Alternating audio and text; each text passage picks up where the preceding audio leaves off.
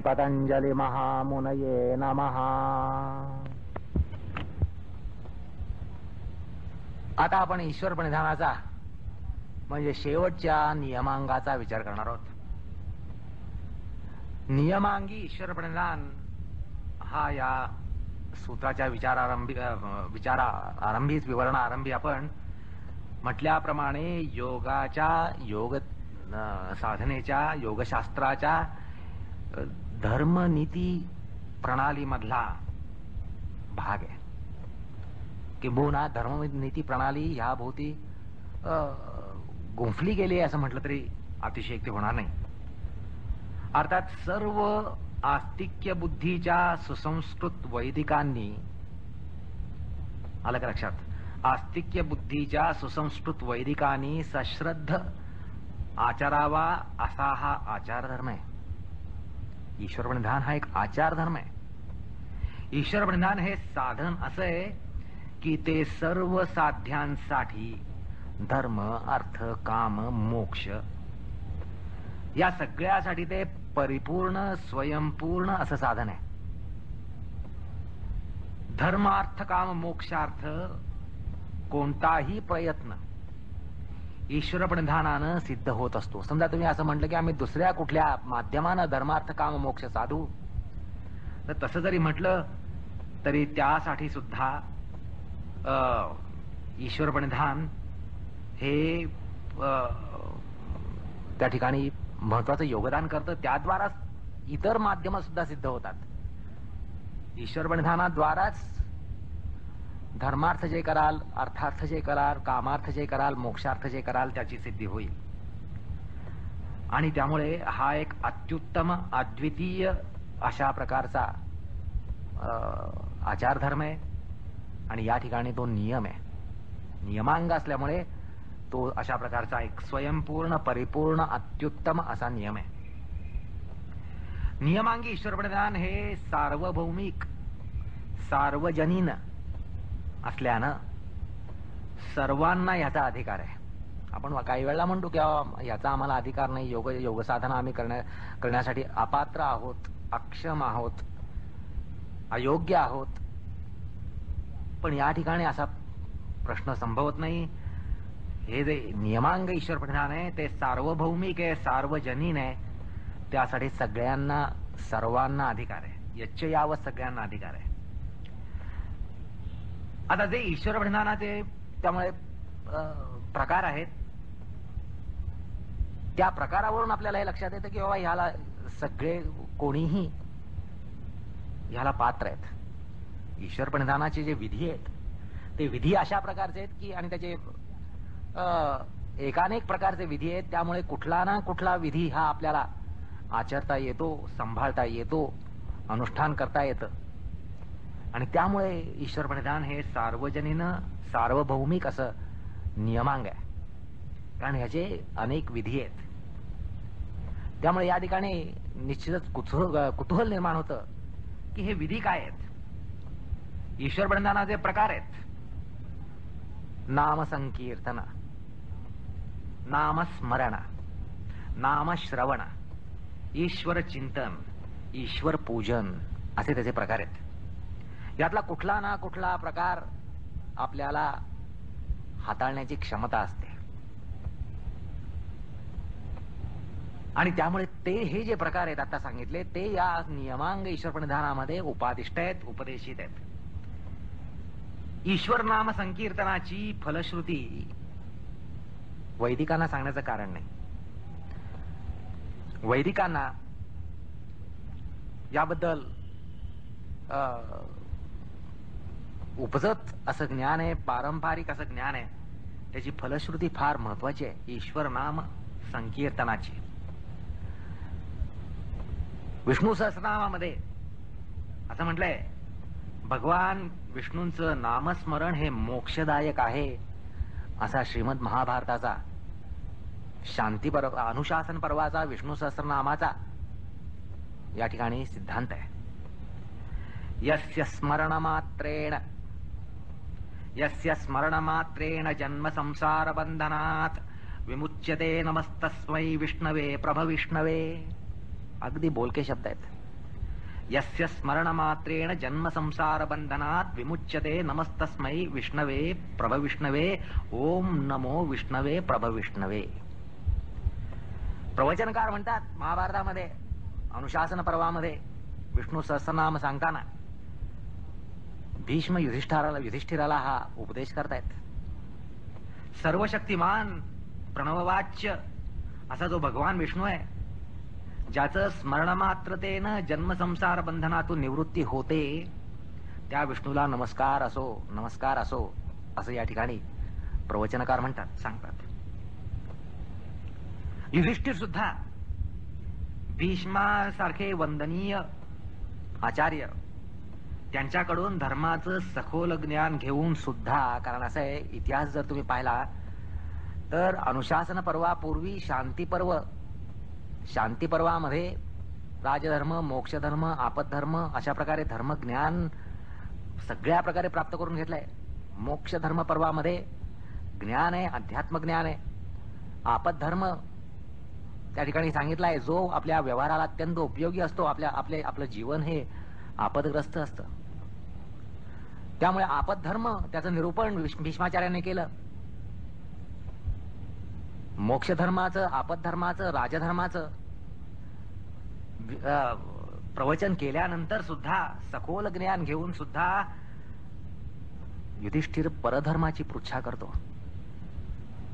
युधिष्ठिर सविनीत भावानं म्हणतो, आचार्य किम एकम दैवतम लोकम किम वापि एकम परायणम, किम एकम दैवतम लोकम किम वापि एकम परायणम, स्तुवन्तक्कम कमर्चन्त प्राप्नुर्यो को धर्म सर्वधर्माणां भवतः परमो मतः किम जपन मुच्यते जंतुर जन्म संसार बंधनात. अशा प्रकारची पृच्छा युधिष्ठिर करतो. प्रश्न अत्यंत बोलकेत. किम एकम दैवतम लोकम, या लोकामध्ये असं कुठलं दैवत आहे?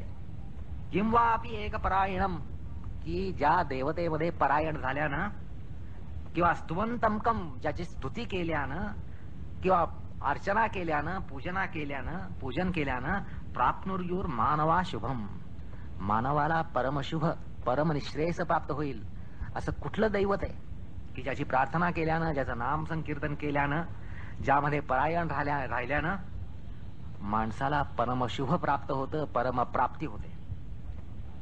को धर्म सर्वधर्माणां भवतः परमो मतः, असा कुठला धर्म आहे की तो सर्वात परमधर्म आहे, सर्वात अतिश्रेष्ठ धर्म आहे.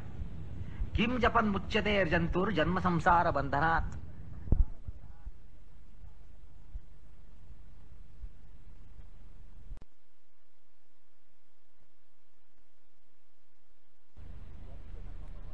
मोक्ष धर्म पर्वामध्ये ज्ञान आहे, अध्यात्म ज्ञान आहे.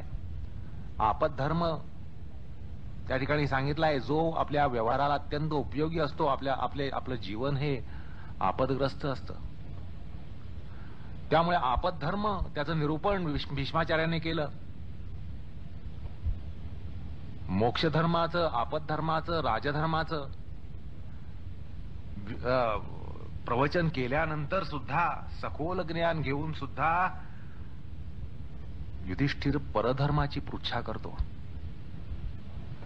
युधिष्ठिर सविनीत भावानं म्हणतो, आचार्य किम एकम दैवतम लोकम किम वापि एकम परायणम, किम एकम दैवतम लोकम किम वापि एकम परायणम, स्तुवन्तक्कम कमर्चन्त प्राप्नुर्योर मानवा शुभम, को धर्म सर्वधर्माणां भवतः परमो मतः किम जपन मुच्यते जंतुर जन्म संसार बंधनात. अशा प्रकारची पृच्छा युधिष्ठिर करतो. प्रश्न अत्यंत बोलकेत. किम एकम दैवतम लोकम, या लोकामध्ये असं कुठलं दैवत आहे? किम वापि एक परायणम, की ज्या देवतेमध्ये परायण झाल्यानं किंवा स्तुवंतमकम ज्याची स्तुती केल्यानं किंवा अर्चना केल्यानं पूजन केल्यानं प्राप्नुर्युर मानवा शुभम, मानवाला परमशुभ परमनिश्रेयस प्राप्त होईल असं कुठलं दैवत आहे की ज्याची प्रार्थना केल्यानं, ज्याचं नाम संकीर्तन केल्यानं, ज्यामध्ये परायण राहिल्यानं माणसाला परमशुभ प्राप्त होतं, परमप्राप्ती होते.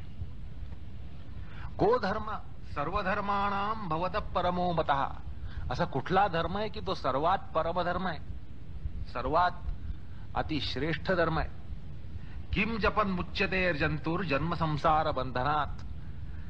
असं कोण आहे की ज्याचं कुठलं नाव आहे, कुठल्या दैवताचं नाव आहे की ज्याचं जप केल्यानं हा जीवजंतू मनुष्य प्राणी जन्मसंसार बंधनापासून मुक्त होतो. किम जपन मुच्यते जंतु जन्मसंसार बंधनात. अशा प्रकारची पृच्छा युधिष्ठिर करतो.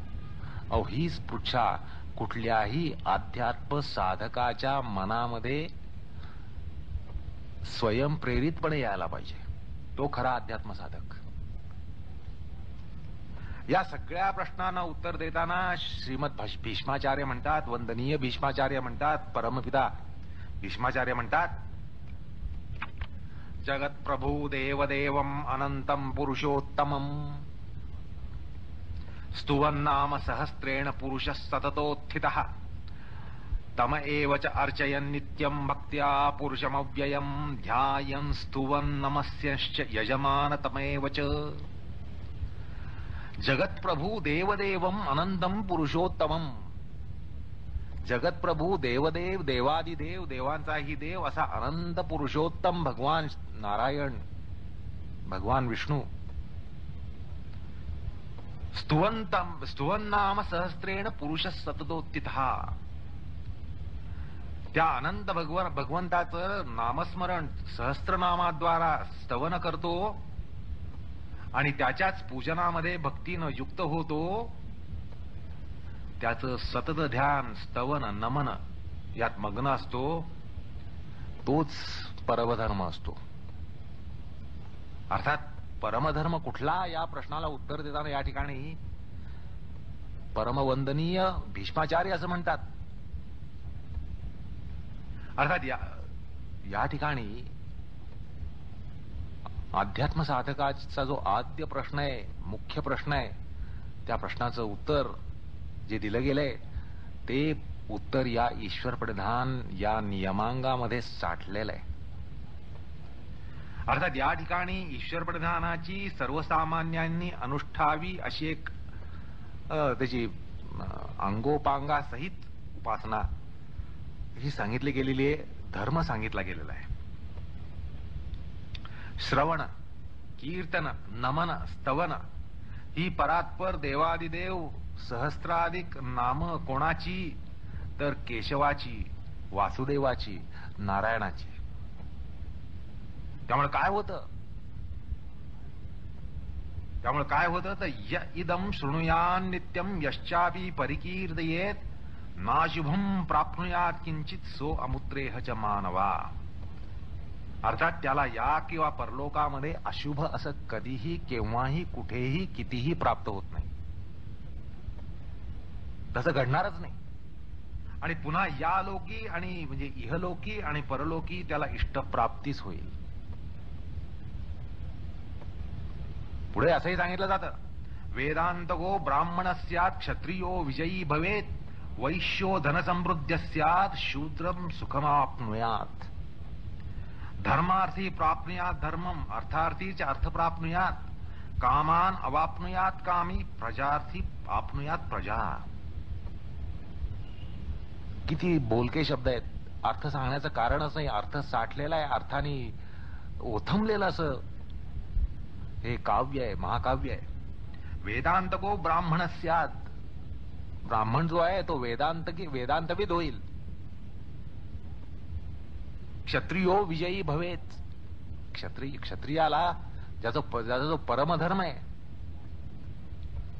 त्या परमधर्मामध्ये त्याला जय प्राप्त होईल. त्याचा परमधर्म रणांगणात असतो. क्षत्रियाचा परमधर्म रणांगणात असतो. त्या ठिकाणी त्याला परम निश्रेयस म्हणजे जय प्राप्त होईल. वैश्यो धनसमृद्ध स्यात्. वैश्याला दुसरं काय हवे, त्याची धनसमृद्धी होईल, भरभराट होईल, पैशा अडक्याने भरभराट होईल. आणि शूद्र सुखमवाप्नुयात. शूद्र पीडित लोकांना सुख प्राप्त होईल. पीडित लोकांना दुसरं काय हवे, सुखच हवे. धर्मार्थी प्राप्नुयात धर्मम, धर्मार्थी जो आहे धर्माची अपेक्षा ठेवणार आहे त्याला धर्म प्राप्त होईल. अर्थार्थीचे अर्थ वापनुयात, अर्थार्थीला अर्थ प्राप्त होईल. कामान वापनुयात कामी, कामी माणसाला दुसरं काय पाहिजे, आपल्या कामना पूर्ण व्हायला पाहिजेत, त्या पूर्ण होतील. प्रजार्थी आपनुयात प्रजा, प्रजार्थीला प्रजा प्राप्त होईल.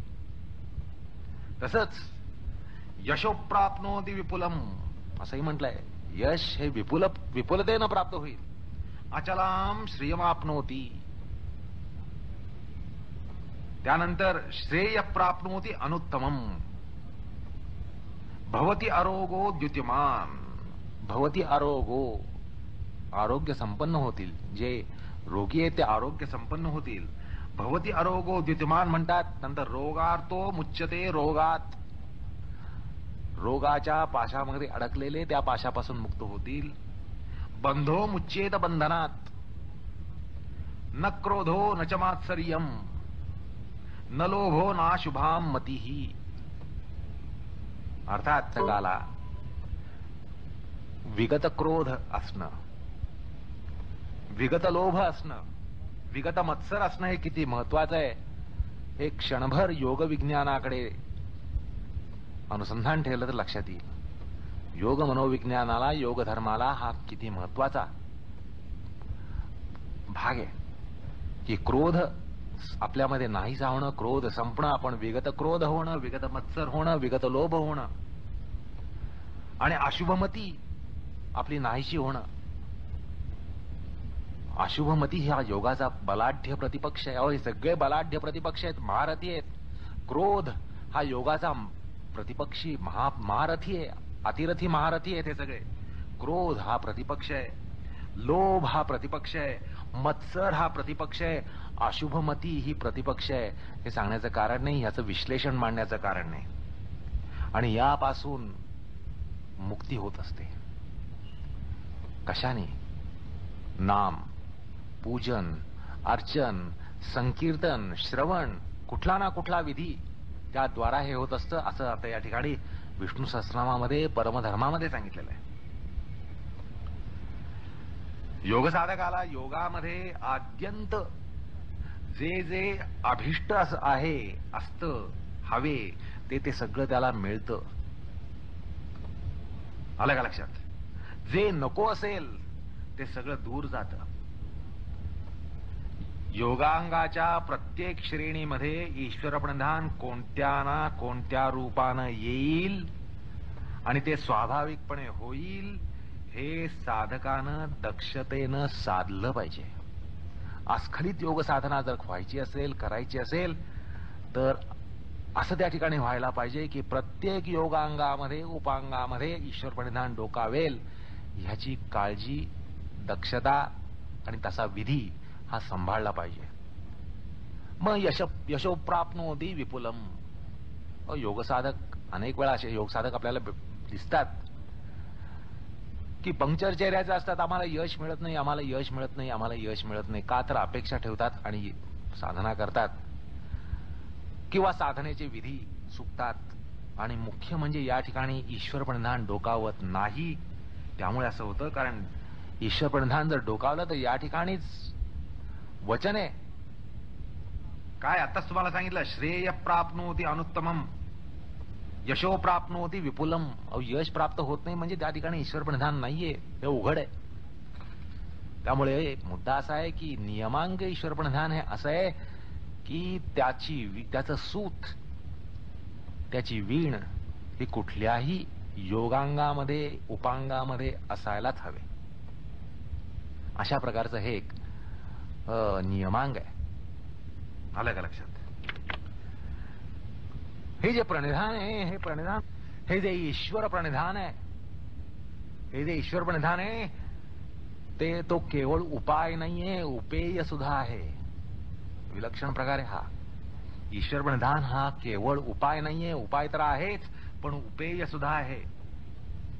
आणि म्हणून दंडापूप न्यायानी सूत्रकार स्वतः म्हणतात, पतंजली स्वतः म्हणतात, समाधी सिद्धी ईश्वर प्रणिधानात.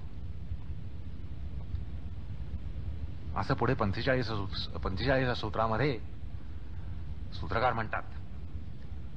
असो, आता भाष्यकारांनी ईश्वर प्रणिधानाचा अर्थ सांगायला सुरुवात केलेली आहे. आता आपल्याला ईश्वर प्रणिधान हे जिज्ञास्य या ठिकाणी नियमांग ईश्वर प्रणिधान काय असतं, कसं असतं, त्याचा विधी काय, त्यातली गुणवत्ता कशी असायला पाहिजे, काय असायला पाहिजे, याबद्दल आपल्याला आपुलकी, जिव्हाळा, जिज्ञासा सगळ्या गोष्टी असायला पाहिजेत. तर आपण त्याची सुरुवात करणार आहोत आणि आपण पहिल्यांदा भाष्याकडे वळणार आहोत, भाष्यकारांकडे वळणार आहोत. भाष्यकार व्यास म्हणतात, ईश्वर प्रणिधानं तस्मिन् परमगुरौ सर्वकर्मार्पणम. आणि असं आहे, आता आपण पाहिलं की ईश्वर प्रणिधानाचे विधी जे सांगितले, पूजन, नामसंकीर्तन, श्रवण वगैरे, अर्चन, तर या ठिकाणी भाष्यकार ईश्वर प्रणिधानम तस्मिन् परमगुरौ सर्वकर्मार्पणम म्हणतात, सर्वकर्मार्पण विधी सांगतात. असं का? ते काय पूजन अर्चन सांगत नाहीत, नामसंकीर्तन सांगत नाहीयेत, तर कर्मार्पण सांगतायत. याचं कारण असं की कर्माशिवाय एक क्षण सुद्धा माणसाचा जात नाही. एक क्षण सुद्धा कर्माशिवाय जात नाही. नई कश्चित क्षणमपि जातुः तिष्ठती अकर्मकृत असा गीतेचा सिद्धांत आहे. नाही कश्चित क्षणमपि जातुः, एक क्षण सुद्धा जात नाही. कसा? तिष्ठती अकर्मकृत, अकर्मामध्ये एक क्षण सुद्धा जात नाही. प्रत्येक क्षणाला कर्म हे होत असतं. त्यामुळे प्रत्येक कर्म भगवद आज्ञा, भगवद संकल्प, भगवत प्रित्यर्थ, भगवदार्थ, भगवत कैंकर्य म्हणून जर केलं गेलं तर ते ईश्वर प्रणिधानच ठरतं. विष्णू सहस्रनामाच्या भाषेत सांगायचं म्हणजे सततोत्थितावस्था, विष्णू सहस्रनामामध्ये सततोत्थितावस्था म्हणून जी सांगितली आहे, प्रत्येक क्षणाला भगवंतामध्ये युंजमान राहायचं, युंजित राहायचं, युक्त राहायचं, संयुक्त राहायचं, परायण राहायचं, ह्याचा विधी म्हणजे सर्व कर्मार्पण विधी आहे. आणि म्हणजेच प्रत्येक क्षणाला तुम्ही भगवदान्वित असू शकता. आणि म्हणून भाष्यकारांनी तसं म्हटलंय. त्यामुळे यामध्ये भाष्यामध्ये भगवन नाम संकीर्तन, भगवत श्रवण, या सगळ्या गोष्टी त्यात आलेल्या आहे. पूजन अर्चन, कुठलाही विधी घ्या, कुठलंही कर्म घ्या, या सगळ्यामध्ये भगवत पूजन हे अन्वित आहे. आलं का लक्षात? आणि म्हणून त्यांनी असा व्यापक निर्देश केलाय. हा व्यापक निर्देश कर्मयोगाचा आहे, कारण ह्याच्यामध्ये बाकी सगळे अंग म्हणून येतात.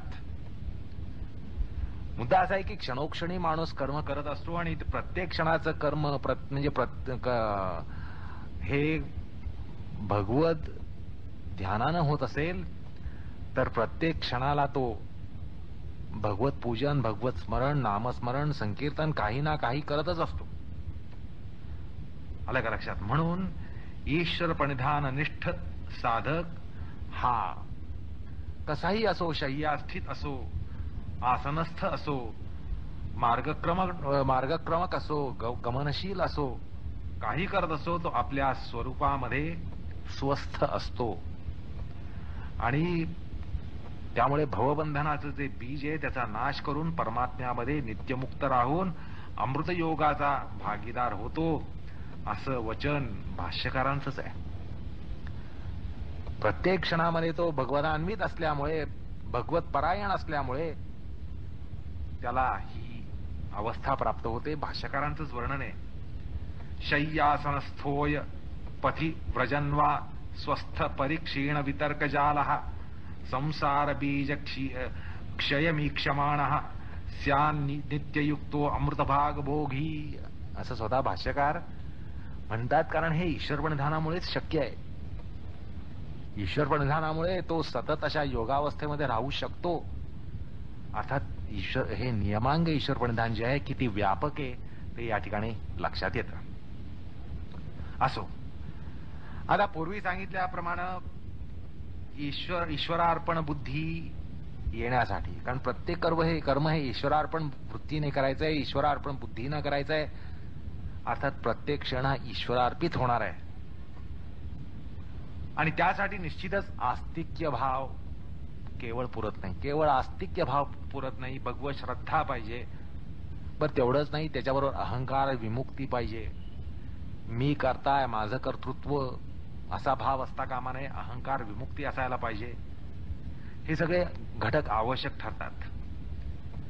आणि एक निदान ते विशिष्ट पातळीपर्यंत तरी असावे लागतात. म्हणजे पूर्णपणे अहंकार विमुक्ती व्हावीच अशी या ठिकाणी अपेक्षा नाहीये. भगवत श्रद्धा म्हणजे तो एकदम तुळशीदास, त्यागराज किंवा तुकारामांसारखा भक्तच हवा, मीराबाई, चैतन्य महाप्रभू अशा श्रेणीचा असायला पाहिजे असं नाहीये. विशिष्ट पातळीपर्यंत तरी त्या गोष्टी, भगवत श्रद्धा, अहंकार विमुक्ती या सगळ्या गोष्टी व्हायला पाहिजेत. अन्यथा ईश्वर प्रणिधान विधीमध्ये केवळ औपचारिकता येते. आता असं आहे की श्रद्धा हा मूलभूत घटक आहे. या ठिकाणी श्रद्धेचं अनन्य साधारण महत्व या ठिकाणी लक्षात येतं. त्यामुळे श्रद्धा हा मूलभूत घटक त्या ठिकाणी किती असतो, प्रकर्षाने असतो हे लक्षात येतं. औपचारिकतेमध्ये त्याला न्यूनत्व येतं. औपचारिकतेनं जर हे होत असेल तर त्यात निश्चित श्रद्धा न्यून आहे हे असं ठरवायला पाहिजे. असं आहे. त्यामुळे श्रद्धेचं बाळकडू देण्यासाठी वैदिक धर्मामध्ये यजन, पूजन हे सगळे विधी आले. असं आहे, नामसंकीर्तन करा म्हणून सांगणं ठीक आहे, पण त्या ठिकाणी आपल्याला मुख्य प्रश्न निर्माण होतो की नामसंकीर्तन करताना तन्मयता येत नाही आपल्याला. त्यामुळे पूजन अर्चनादी विधी आणले की त्यामध्ये काहीतरी आपण शरीर व्यापारासहित भगवत पूजन करू शकतो. आणि म्हणून वैदिक धर्मामध्ये यजन पूजनादी, भजनासहित भजनही आलं, यजन पूजनादी विधी आले. आणि शेवटी ते सगळ्या धर्मांमध्ये आज अंतर्भूत झालेले आहेत. वैदिक धर्मामध्ये आले पण आज ते सगळ्या इतर धर्मांमध्ये सुद्धा अंतर्भूत झालेत. अहो एवढंच काय, निरीश्वरवादी तत्वज्ञानामध्ये सुद्धा पूजन अर्चन आलं. देव मानत नाहीत, ईश्वर मानत नाहीत, पण कोणाची तरी पूजा करतातच. असो, तो वादाचा मुद्दा आहे, त्या ठिकाणी आपण जाण्याचं कारण नाही. तर असं आहे की अगदी योगोपनिषदांमध्ये सुद्धा नियमांगी ईश्वर प्रणिधानाचा निर्देश हा ईश्वर पूजनाद्वारा झालेला आहे. योगशास्त्रामध्ये ईश्वर प्रणिधानाचा एक मुख्य अर्थ ईश्वर पूजन आहे. अर्थात कोणत्याही स्तरावर, कोणत्याही श्रेणीचं ईश्वर प्रणिधान हे ईश्वर पूजनच असतं.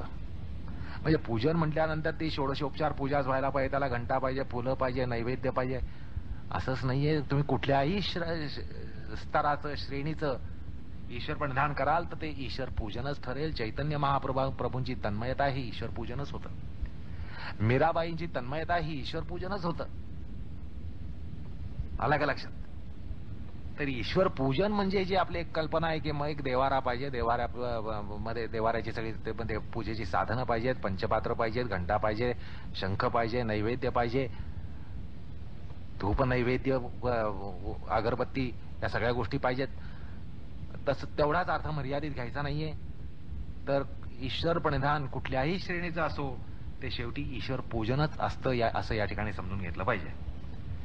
आता ईश्वर पूजनेचं प्राथमिक स्वरूप म्हणजे काय तर प्रतिमा पूजा. आपण काय एकदम चैतन्य महाप्रभूंचं ईश्वर पूजन जे आहे ते करू शकत नाही, करण्याची आपल्यामध्ये पात्रता नाही, क्षमता नाही, पण आपण ईश्वर पूजन करू शकत नाही असं नाही. आपण आपल्या श्रेणीचं करू शकतो. आणि म्हणून या ठिकाणी सांगावं वाटतं की ईश्वर पूजनेचं अत्यंत प्राथमिक स्वरूप कुठलं तर प्रतिमा पूजा, मूर्ती पूजा. वैदिक परंपरेमध्ये अनादिकालापासून ही अन्वित आहे. ही काही मध्यकालीन परंपरा नाहीये. ह्याला अगदी वैदिक स्त्रोतातून ह्याला उगम आहे. प्रतिमा पूजेला सविधी करण्यानं, विधीपूर्वक करण्यानं त्याच पूजनेला शास्त्रामध्ये अर्चनम असं म्हणतात. विधीपूर्वक जे पूजन होतं त्याला अर्चना. तांत्रिक विधी वापरून जे पूजन केलं जातं त्याला अर्चना म्हणतात. आलं का लक्षात? म्हणून विष्णू सहस्रनामामध्ये सुद्धा भगवंताचं एक नाव जे आहे, सहस्त्रनामापैकी जे एक आहे, 1000 नावांपैकी जे एक आहे, त्यात अर्चित असं एक नाव आहे. अर्चित असं म्हटलेलं आहे, तो अर्चित आहे.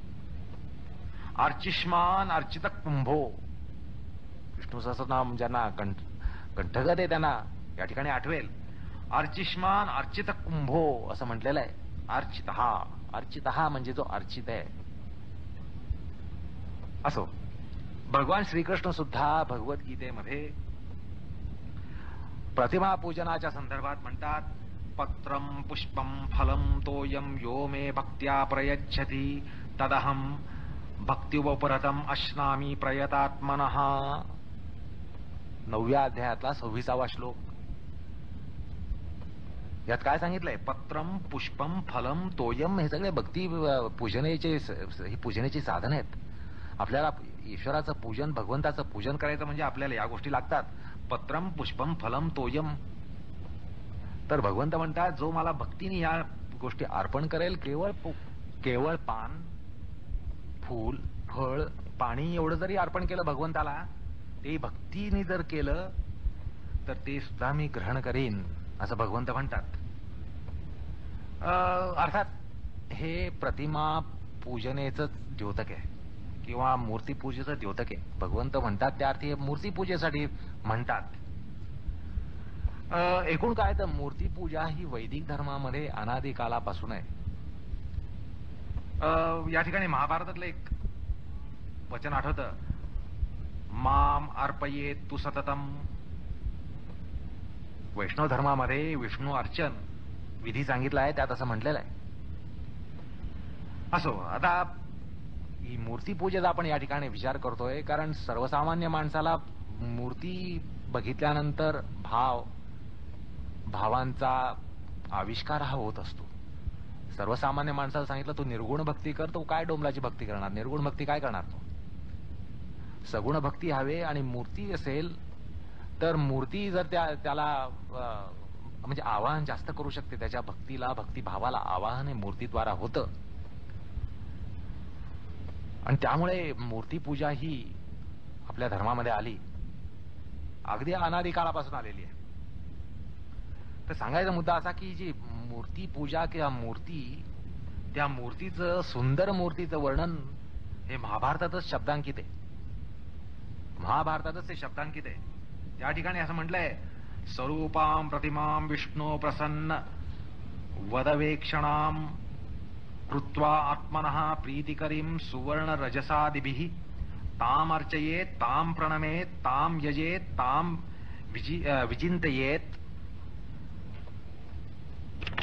विशत्यपास्त दोषस्तु तामेव ब्रह्मरूपिणी. महाभारतामध्ये 14व्या पर्वामध्ये 103वा अध्याय आणि 16वा श्लोक, त्या ठिकाणी मूर्तीचं, सुंदर मूर्तीचं वर्णन आहे. अर्थात मूर्ती पूजेचा पुरस्कार आहे.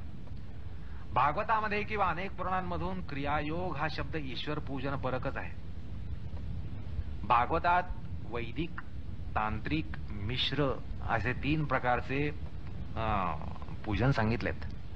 थोडासा आपण शास्त्रीय विचार करू या ठिकाणी, कारण परंपरेपासून आपण फार दूर गेलेलो. परंपरा ही आपल्या स्मृती कक्षेच्या पलीकडे गेलेली आहेत. त्यामुळे आपल्याला थोडासा या ठिकाणी परिचय करून घेणं, तात्विक, थिओरॉटिकल का म्हणा, करून घेणं आवश्यक आहे. तर ही जी पूजा आहे, ही पूजा त्रिविध असल्याचं आपल्या परंपरेत मानलेलं आहे. वैदिक पूजा, तांत्रिक पूजा आणि मिश्र पूजा. तसंच षोडशोपचार पूजा म्हणून प्रसिद्ध आहे. हे षोडशोपचार पूजन विधी म्हणजे काय, तर आज त्याचे नावं सुद्धा आपल्याला सांगता येणार नाहीत. ते षोडशोपचार म्हणजे आवाहनम, आसनम, पाद्यम, अर्ध्यम, आचमनीयम, स्नानम, वस्त्रम, यज्ञोपवीतम, गंधम, पत्रपुष्पम, धूपदीपम, नैवेद्यम, आचमनीयम, फलतांबूल दक्षिणा, प्रदक्षिणा, मंत्रपुष्प, अशा प्रकारे ही षोडशोपचार पूजा असते. आणि ही पूजा आपापल्या संप्रदायानुसार, गृह्य संप्रदायानुसार करणं इष्ट असतं. आपल्या परंपरेमध्ये गृह्य संप्रदाय आहेत. आणि अर्थात ते श्रद्धान्वित असे असायला पाहिजेत आणि इष्टदेवतेचं पूजन अर्चन हे त्या ठिकाणी विहित आहे. असो, ईश्वर प्रणिधानाचे श्रवण, कीर्तन, स्मरण, अर्चन, वंदन आदी प्रकार आहेत. किंवा अष्टधा भक्ती म्हणून भागवतामध्ये भागवत धर्मामध्ये प्रसिद्ध आहे. भागवत पुराणामध्ये त्याचा निर्देश आहे. 7व्या स्कंधामध्ये 5वा अध्याय आणि 23वा श्लोक. त्या ठिकाणी अष्टधा भक्ती म्हणून सांगितली आहे.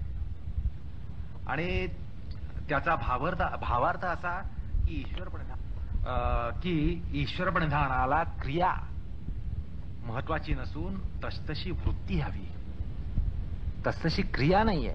म्हणजे अष्टधा भक्तीमध्ये तुम्हाला वाटेल क्रिया सांगितल्या आहेत, त्या ठिकाणी क्रिया त्याला महत्व नसून भावाला, वृत्तीला महत्व आहे. तशी वृत्ती हवी, तसा भाव हवे. प्राथमिक अवस्थेमधले ईश्वर प्रणिधानामध्ये प्रार्थना हा महत्वाचा भाग ठरतो. वैदिकांखेरीज इतर धर्मांनी सुद्धा या आद्य धर्मातून प्रार्थना उचललीच. आणि असं म्हणणं अतिशयोक्तीचं नाहीये. पण त्याने केवळ प्रार्थनेतली क्रिया उचलली आहे. प्रार्थनेमागील मूळ गाभा, भावना, भाव हा उचलला नाहीये. किंबहुना त्यांना तो उमगलाच नाही असं म्हणावं लागेल. असं आहे की परधर्मामध्ये प्रार्थना ही नित्य अशी मिनिट 2 मिनिट घडणारी क्रिया आहे. अलग लक्षात. फार तर त्यामागे भावना असेल कशी, असं म्हणत नाही की त्यात भावना नसते, अजिबात भावना असते, पण कशी, असहाय्यता, असहाय, दीन, लाचार अशी वृत्ती असते, तशी भावना असते. गलितगात्र होऊन केलेली प्रार्थना असते, लाचार वृत्ती असते, त्या ठिकाणी दीन वृत्ती असते. किंवा फार तर कृतज्ञता असेल, ईश्वराविषयी कृतज्ञता व्यक्त केली जात असेल. आणि दिवसातील नियत वेळी, विशिष्ट वेळी प्रार्थना केली की उरल्या दिवसाशी त्या आचाराशी काही संबंध नाही. त्याच्याशी काडीमोड, 24 तासाचा काडीमोड, 1-2 मिनिटं काय ते प्रार्थनेचा विधी तो पार पाडायचा आणि त्याच्यानंतर दिवसभरामध्ये काही करावं. प्रार्थनेचा त्या दिवसातल्या आचाराशी काहीही संबंध नसतो, त्याचा प्रभावही नसतो. वैदिक सनातन धर्मामध्ये प्रार्थना आद्यंत सर्वत्र आहे, दिवसभर आहे. हरेक क्रिया, हरेक कर्म, प्रत्येक क्रिया ही ईश्वर स्मरणाने, भगवत स्मरणानंच होत असते.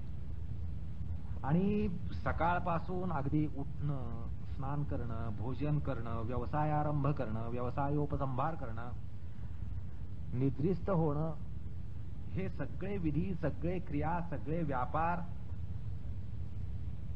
यामागे देवदेवतांची प्रार्थना असते. आणि अधिष्ठाता ईश्वर त्याची प्रार्थना असते. आणि तशा प्रार्थनेनं सगळ्या क्रिया ह्या अन्वित झालेल्या असतात. असे म्हणजे हा पारंपरिक असा वैदिक धर्म आहे. आज लोप झाला हे खरं आहे, पण आपल्याला परंपरा समजून घेतली पाहिजे. परंपरेमध्ये उठण्यापासून पुन्हा झोपी जाईपर्यंत प्रत्येक क्रिया या प्रार्थनान्वित असायला हवेत. असे आहे की साधारण क्रिया जर प्रार्थनेला अन्वित असतील म्हटलं तर विशेष अशा नैमित्तिक, पारलौकिक, पारमार्थिक, आध्यात्मिक क्रियांना प्रार्थनेनं सुमंगलित करणं एवढंच राहत नाही, तर त्या पलीकडेही त्याचा त्या ठिकाणी विनियोग असतो. आणि हे काही सांगावं लागत नाही. कुठलंही कर्म देव, देवता, ईश्वर स्मरणाशिवाय होत असेल आणि ते कितीही चातुर्य, कौशल्य यानी त्या कसबीनं युक्त असेल, कळलं का? कुठलंही कर्म, ते कर्म ईश्वर भगवत स्मरणाशिवाय, देवतांच्या स्मरणाशिवाय जर होत असेल आणि त्यात किती जरी चातुर्य असलं, कौशल्य असलं, कसब असली, अलौकिक असलं, यशस्वी असलं, तरीही ते लावण्यवती विधवेवतच आहे. आलं का लक्षात? असं आहे की आदिदैविक सृष्टी, पारलौकिक सृष्टी याचा मानवी जीवनावर, लौकिक सृष्टीवर असलेला अधिकार आता सर्वमान्य आहे. हा केवळ आपल्या धर्माने सांगितलेला आहे असं नाही, तर आता हा सर्वमान्य झालाय, शास्त्रमान्य झालाय, विज्ञान मान्य झालाय की आपण त्यांच्या प्रभावाखाली असतो, त्यांचा आपल्यावर प्रभाव असतो. वैदिकांनी त्यामुळं समस्त वैश्विक संघटनाच आदिभौतिक, आदिदैविक, आध्यात्मिक अशा धारणेची असल्याचं अनादी काळापासून प्रतिपादलं. अहो, केवळ सृष्टी म्हणजे भौतिक असते असं मानणं आज सुद्धा बुद्धिवादाची दिवाळखोरी काढण्यासारखं आहे. आज प्रगत झालेल्या विज्ञानामधून आपल्याला निश्चित कळतं की सृष्टी केवळ भौतिक नाहीये. आणि म्हणून आपल्या परंपरेमध्ये आदिभौतिक, आदिदैविक, आध्यात्मिक अशी धारणा सृष्टीमागे असल्याचं प्रतिपादलं. आणि वैज्ञानिक त्यांच्या ज्या उपपत्तीनं या आदिदैविक शक्तीचा स्वीकार करतात त्यामागे म्हणजे आजही हा स्वीकार आहे. सौरशक्ती, चांद्रशक्ती आणि पारलौकिक ग्रह, नक्षत्र, तारे यांचा आपल्यावर प्रभाव असतो, ही आज गोष्ट मान्य आहे. ग्रह, नक्षत्र या सगळ्यांचे प्रभाव आपल्यावर असतात हे विज्ञानाला सुद्धा मान्य आहे. आणि वैज्ञानिक ती मान्यता देतो, पण कशी? एक असहायावस्थ भय असतं की आपण असहाय्य होतो. अहो, एखादा धूमकेतू येऊन धडकला, उल्कापात, नुसता उल्कापात झाला तर किती उत्पात होतो, किती उत्पात होऊ शकेल याची वैज्ञानिकाला कल्पना असते. आलं का लक्षात? त्यामुळे तो जरी तशी मान्यता देत असला की बाबा पारलौकिक सृष्टीचा आपल्यावर प्रभाव आहे, तरी तशी मान्यता देताना त्या ठिकाणी असहायावस्था असते, भय असतं. त्याची आदिदैविक सृष्टीविषयी 20व्या शतकात किंवा गेल्या शतकामध्ये जी काही त्यांनी धारणा निर्माण केली, मानली, ती भयापोटी, असहायावस्थेपोटी झालेली आहे. त्यांना या सृष्टीविषयी आदर जर निर्माण झाला तर तो भयापोटी होईल. आलं का लक्षात? तर वैदिकांना त्यांचं भय हे आदरापोटी असतं. लक्षात घ्या फरक. विज्ञानाला जर काही त्या ठिकाणी आदर निर्माण झाला तर तो भयापोटी निर्माण होईल, आणि वैदिकाला भयापोटी आदर निर्माण होईल. आणि हा मनोधारणेचा जो भेद आहे तो संस्कृती कारण आहे. हा संस्कृती कारणाने असा भेद हा निर्माण झाला आहे. विज्ञानाची संस्कृती जी आहे ती भय निर्माण करेल आणि भयामुळे आदर निर्माण करेल, पण वैदिकाला आदरातून भय निर्माण होईल, आदरापासून त्याला भय निर्माण होईल किंवा निर्माण झालेलं असतं. असो, आता प्रस्तुत प्रार्थनेचा आपण विचार करतो. त्या ठिकाणी प्रार्थनीयतेविषयी वैदिक संस्कृती काय संस्कार करते? तर असं आहे की प्रार्थना हा दररोज प्रत्येक दिवसाचं कुलूप ब्राह्म मुहूर्तावर जे उघडलं जातं किंवा आपण उठल्यावर जे कुलूप उघडलं जातं ते कुलूप उघडण्याची ती प्रार्थना ही किल्ली आहे. आणि तसंच निद्रिस्त होण्यासाठी जे आपण दिवसाच्या शेवटी दिवसांती कुलूप लावतो त्या कुलपाची किल्ली पण प्रार्थनाच असते. लक्षात घ्या. आलं का लक्षात? दिवसाची सुरुवात करताना आपण जे काही कुलूप उघडतो, आपल्या मनाचं, आपल्या इंद्रियाचं, आपल्या शरीराचं, आपण कुलूप उघडून आपण जागृतावस्थेत येत असतो. ही जागृतावस्थेत येण्याची आणि ते कुलूप उघडण्याची जी किल्ली आहे ती प्रार्थना आहे. आणि पुन्हा रात्री निद्रिस्त होताना जे आपण कुलूप लावतो, शरीराला कुलूप लावतो, इंद्रियांना कुलूप लावतो, मनाला कुलूप लावतो, सगळ्या बुद्धीला कुलूप लावतो, बाह्य अंतःकरणांना कुलूप लावतो, त्या कुलूप लावण्याची किल्ली सुद्धा प्रार्थनाच आहे. आलं का लक्षात? त्या ठिकाणी असं म्हणावं वाटतं की वैदिक धर्मीयांच्या आचरणातील ही किमान पात्रता आहे, तरच त्याने आपल्याला वैदिक म्हणून घ्यावं. असो, आस्तिक्य बुद्धीनुसार तो प्रार्थना हर एक कार्यामध्ये, क्रियेमध्ये अन्वित करत असतो.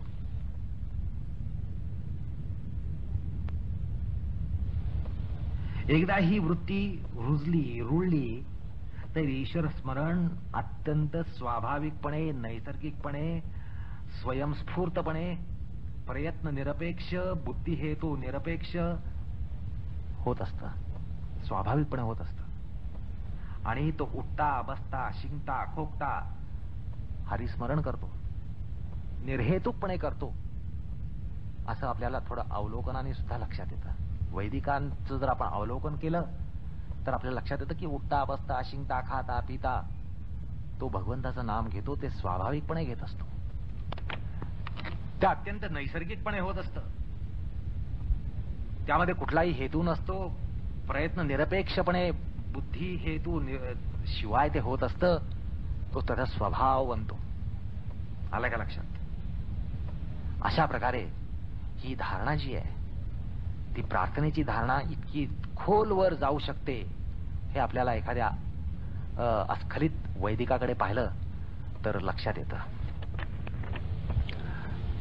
आपण एका वैदिकाची दिनचर्या बघूया. म्हणजे आद्य धर्माने आपल्याला जी संस्कृती दिली आहे ती काय आहे, कशी आहे, कशी असते, कशी असायला पाहिजे, याबद्दल आपल्याला प्रबोधन होईल. असा जो वैदिक या ठिकाणी आपण बघतो आहोत तो वैदिक कसा आहे? ब्राह्म मुहूर्तावर पहाटे बिछाण्यावरच सुषुप्ती हटून अस्मिता सचेत झाली न झाली तोच तो सर्वप्रथम काय करतो? वैदिक धर्मीय काय करेल, काय करत असेल तर प्रातस्मरणम. दिवसभरात अनेक विध कार्य इंद्रियाद्वारा होणार, त्या इंद्रियामागील आदिदैविक शक्तीचा तो अनुग्रह घेतल्याशिवाय बिछाण्यावरनं उठत नाही. इष्टप्राप्ती अनिष्ट निवृत्ती ही त्याद्वाराच होणार असते, कारण सृष्टीची ही आदिदैविक धारणा आहे. त्याच्या मागे आदिदैविक धारणा आहे, केवळ भौतिक सृष्टी नाहीये. आणि म्हणून तो त्या देवतांची कृपा, त्यांचा कृपा कटाक्ष, तसंच ईश्वराची कृपा, ईश्वराचा कृपा कटाक्ष, गुरुची कृपा, त्याचा कृपा कटाक्ष मिळवण्यासाठी तो काय म्हणतो?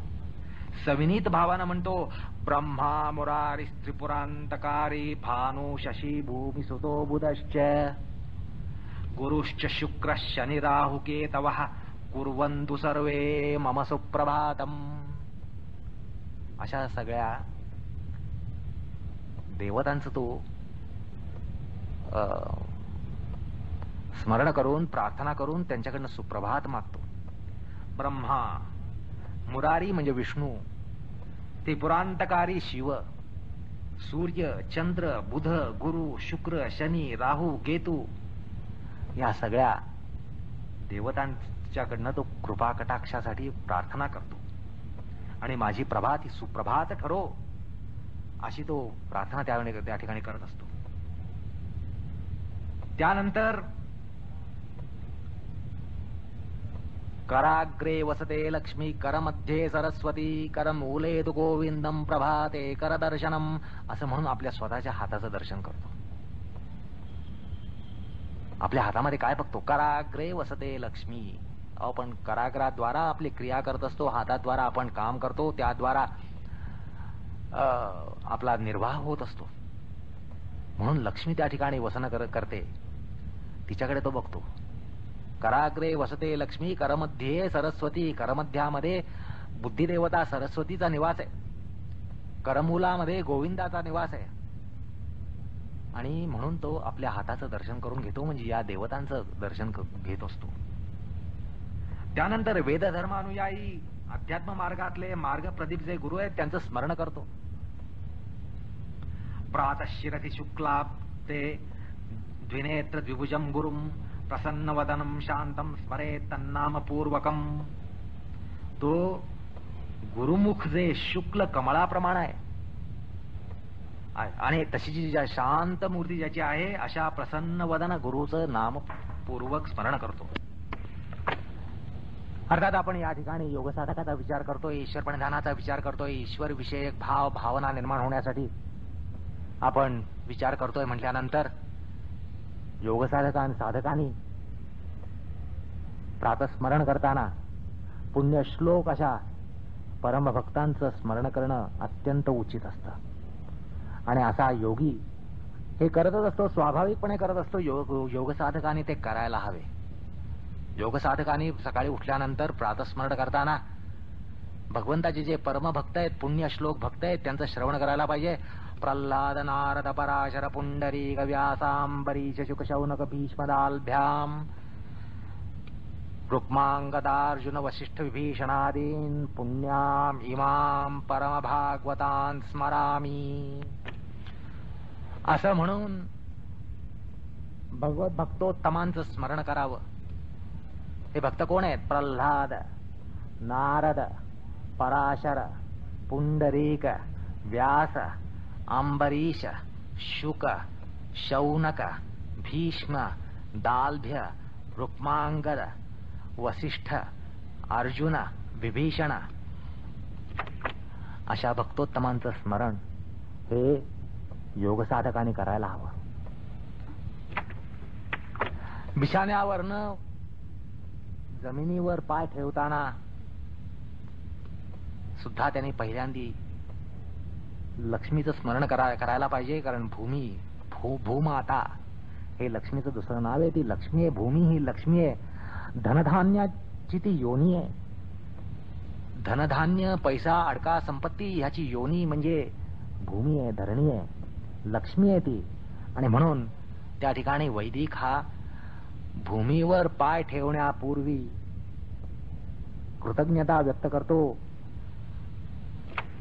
माफी मागतो, मातेची माफी मागतो. हे माते, आता मी तुझ्यावर पाय ठेवणार आहे आणि दिवसभर मी तुझ्यावर पाय ठेवून चालणार आहे, जीवन व्यापार करणार आहे, त्यामुळे तू मला क्षमा कर. असं म्हणून तो भूमाता जी लक्ष्मी आहे तिच्याकडे क्षमा याचना करतो. समुद्रवसने देवी पर्वत सनमंडले विष्णुपत्नी नमस्तुभ्यं पादस्पर्शम क्षमस्व मे. तो म्हणतो, वैदिक म्हणतो, समुद्ररूपी वस्त्र धारण करणाऱ्या, पर्वतरूपी स्तन असणाऱ्या आणि भगवान विष्णूची पत्नी असलेल्या आहे पृथ्वी देवी भूमाते, तुला मी नमस्कार करतो. माझ्या पायांचा तुला स्पर्श होणार आहे, त्याबद्दल क्षमा मागतो. अशा प्रकारे क्षमा याचना करून तो उठतो, बिछाण्यावरनं उठतो, जमिनीवर पाय ठेवतो आणि पुढल्या विधींना लागतो. त्यानंतर स्नान करण्यापूर्वी तो दिव्योदकांना त्या ठिकाणी आवाहन करतो, त्यांचं स्मरण करतो, आवाहन करतो. आणि तो रोज जरी नळाच्या पाण्यात आंघोळ करत असला, विहिरीच्या पाण्यात आंघोळ करत असला, टाकीच्या पाण्यात आंघोळ करत असला, तरी त्याच्या भावनेनं तो त्या ठिकाणी दिव्य प्रातस्मरणीय अशा ज्या नद्या आहेत, दिव्य नद्या आहेत, त्यांना आवाहन करतो. तो म्हणतो, गंगे च यमुने चैव गोदावरी सरस्वती नर्मदे सिंधु कावेरी जले अस्मिन् सन्निधिं कुरु.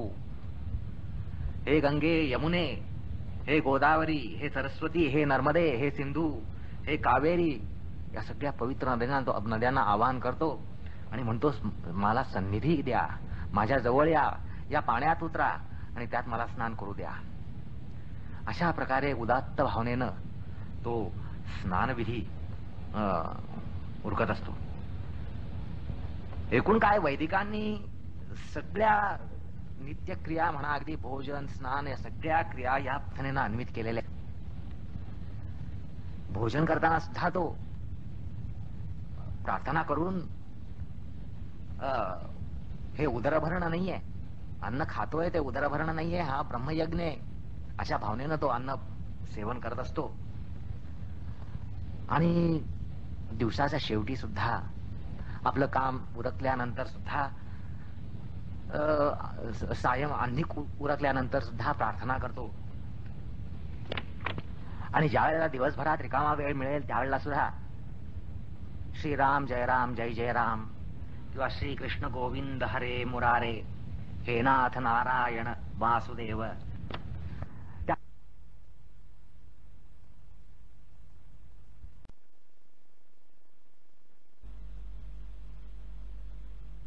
असा वैदिक दिवसभर सुद्धा रिकामा वेळामध्ये, फावल्या वेळामध्ये ज्या वेळेला जमेल त्या वेळेला श्रीराम जय राम जय जय राम, श्रीराम जय राम जय जय राम, श्रीराम जय राम जय जय राम, किंवा श्रीकृष्ण गोविंद हरे मुरारे, हे नाथ नारायण वासुदेव, किंवा आपल्या इष्टदेवतेचं नाम याचं संकीर्तन हे ते तो चालू ठेवत असतो. एकूण काय तर दिवसभर उठता बसता खाता पिता, झोपायला जाताना सुद्धा, झोपून उठल्यावर सुद्धा, झोप येईपर्यंत तो भगवंताच्या नामामध्ये, भगवंतासाठी केलेल्या कर्मामध्येच मग्न असतो. अशा प्रकारे हा वैदिक जो आहे तो वैदिक, त्याचं या ठिकाणी शब्दचित्र या यमनियमांच्या संग्रहामध्ये झालेलं आहे. सूत्रकारांनी या 10 यमनियमांमध्ये संपूर्ण वैदिक धर्म प्रणाली, आचार संहिता ही या ठिकाणी त्यांनी संग्रहित केलेली आहे. आणि तुम्हाला सुरुवातीला सांगितलं की दर्शनशास्त्रामध्ये त्याच्या ज्या शाखा असतात त्या अनेक ज्या शाखा असतात, एपिस्टोमॉलॉजी, कॉस्मॉलॉजी, टिलिओलॉजी, ऑन्टॉलॉजी, त्यामध्ये एथिको रिलिजियस सिस्टीम म्हणून जो भाग असतो तो पूर्ण या ठिकाणी या 10 यमनियमांमध्ये त्यांनी दिग्दर्शित केलेला आहे, शब्दांकित केलेला आहे. अर्थात 195 सूत्रांमध्ये त्यांनी जे समग्र दर्शनशास्त्र आणलंय त्यामधली महत्वाची शाखा एथिको रिलिजियस सिस्टीम म्हणून जी आहे ती या ठिकाणी त्यांनी आणलेली आहे. आणि संपूर्ण वैदिक धर्म हा त्यांनी या 10 यमनियमांमध्ये आणून ओतलेला आहे. अर्थात योगी या आचारसंहितेचं पालन काटेकोरपणे करत असतो. योगेतर्जन त्यांच्या वर्णाश्रमानुसार, सामर्थ्यानुसार, पात्रतेनुसार ते या धर्मांचं पालन करत असतात. पण मुख्य मुद्दा असा की अहिंसा, सत्य, अस्तेय, ब्रह्मचर्य, अपरिग्रह, शौच, संतोष, तपस, स्वाध्याय, ईश्वर प्रणिधान ह्याचं एकूण जे आपण विवरण पाहिलं, विवेचन केलं, त्याच्यातून आपल्याला हे सहज लक्षात येतं की हा जो अनादिकालापासून आलेला वैदिक धर्म आहे, सनातन धर्म आहे, सनातन धर्माची जी आचार नीती प्रणाली आहे, संस्कृती आहे, ही सगळी या त्याचा जो पायाभूत ज्याला इन्फ्रास्ट्रक्चर म्हणतात ते या 10 यमनियमांमध्ये, 5 यमांमध्ये, अहिंसा, सत्य, अस्तेय, ब्रह्मचर्य, अपरिग्रह आणि 5 नियमांमध्ये शौच, संतोष, तपस, स्वाध्याय, ईश्वर प्रणिधान, या 5 नियमांमध्ये तो पूर्णपणे वटलेला आहे. सूत्रकारांनी तो सबंध धर्म आणून या ठिकाणी ओतलेला आहे.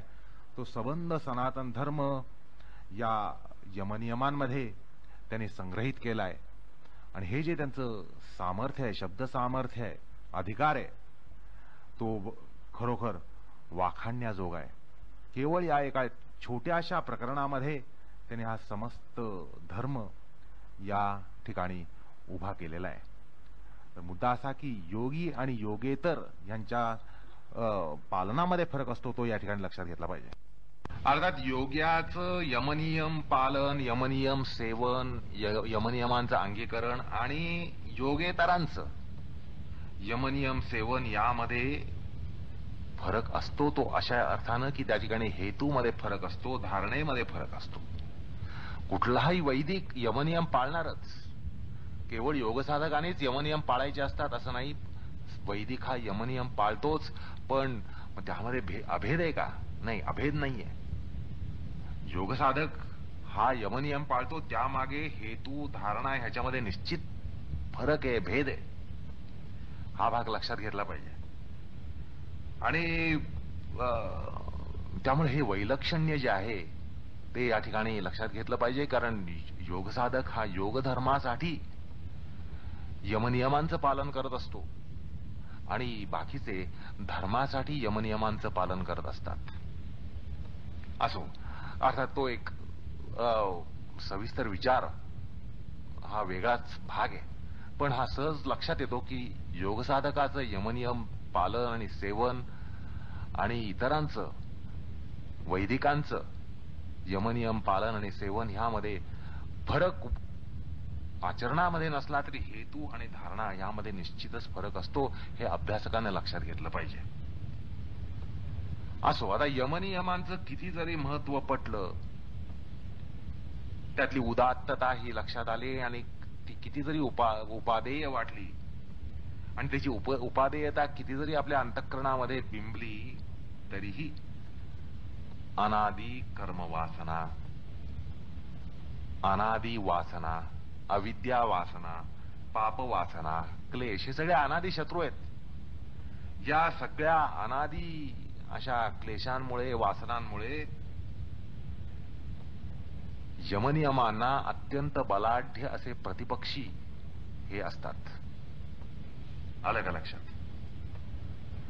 अत्यंत बलाढ्य, अत्यंत मुरब्बी, अत्यंत वीर असे प्रतिपक्षी हे दंड थोपटून सदोदित सज्ज असतात.